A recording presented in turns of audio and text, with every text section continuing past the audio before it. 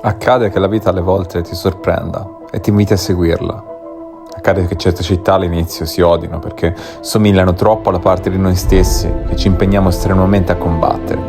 E infine accade che quelle stesse città in cui si finisce a vivere un po' per sbaglio, un po' per la forza di saltare nel vuoto quando sai che è arrivato il momento di farlo, diventino un profumo che si accorda perfettamente alla nostra essenza. Ogni fase della nostra vita ha un suo profumo particolare e unico.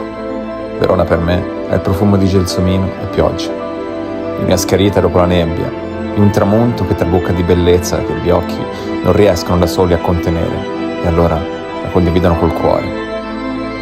Verona, la città dell'amore, per me lo è stata e lo sarà sempre.